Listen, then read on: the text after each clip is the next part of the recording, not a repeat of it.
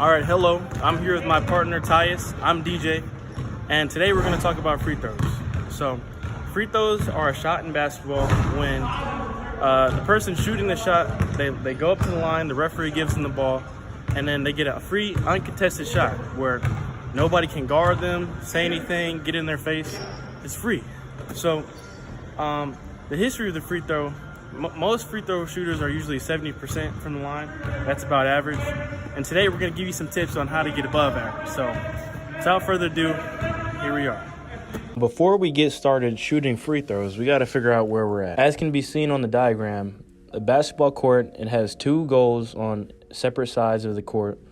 And there's a bunch of different lines. So the lines we're going to talk about is first the baseline right here, the three-point line, the half-court line, which divides both courts up into two, and then the free throw line, which is right here. And that's where we're going to be taking our shots from.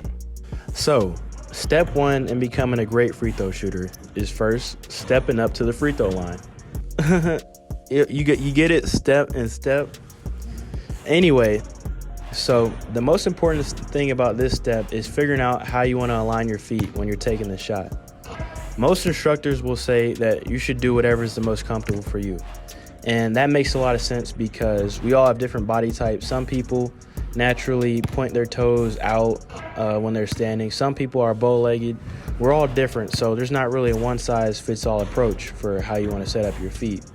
But I can say there are about 3 general ways that people align their feet that are very common. And the first being the staggered approach. And that means you're going to have one foot slightly in front of the other foot. And they're usually going to be both pointed towards the basket as so. The second one, which is the one I'm more comfortable with, is the angled approach. This simply means that your toes are going to be angled away from the basket to some degree. What this does is it allows you to have your elbow more in line with the basket when you shoot.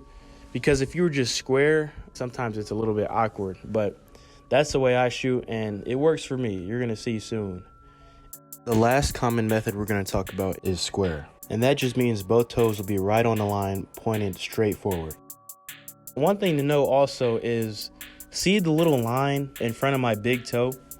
That's called the nail of the court, and that's supposed to split the court directly in half. The strategy is to keep your dominant leg and shooting arm in line with the goal to minimize inaccuracy. Some people say this is the best way of shooting a free throw. Again, I feel do whatever is the most comfortable for you, but that's one thing to note.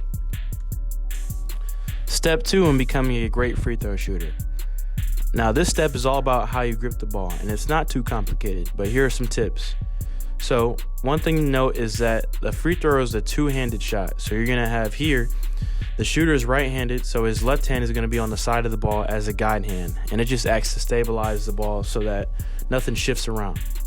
The right hand is going to be called the follow-through hand. And here, he's gripping the ball. He's got his hand spread out so that he can get some good surface area on the ball. And one thing to note is you don't really want your palm on the ball. You want it kind of off. You want there to be space in between your palm and the ball. And you really only want to be touching the ball with your fingertips and the pads of your fingers. So that's one thing to note. Last thing about the grip is that the laces should be parallel with the free throw line. And one way to know if this is right or not is if you have a logo on the ball, you should be able to read it. It shouldn't be sideways or like angled. You should be able to read it left to right like you're reading a newspaper. And that's the grip. So we're on step 3 now. We got our feet set, we got our grip right, and now we just need to worry about how to get the ball inside the hoop. The first thing that we need to worry about is where our eyes are going to be at. We have an aiming point, right? We want to get the ball inside of the hoop and go through the net.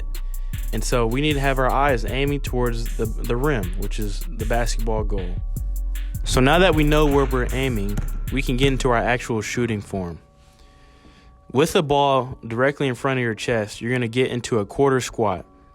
Before coming up from your squat, you're going to bring the ball up near your head, and your elbow is going to make a 90-degree angle.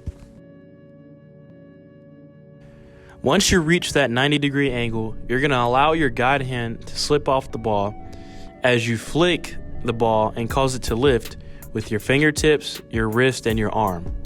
This is going to allow the ball to lift up into the air. It's going to give it a little bit of a backspin, as it sails and goes through the net.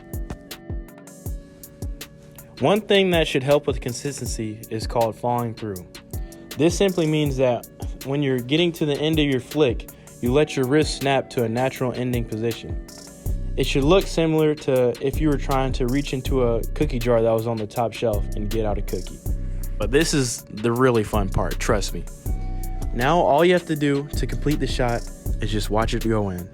Get to hear that swish sound that everybody talks about, and you've just made your free throw.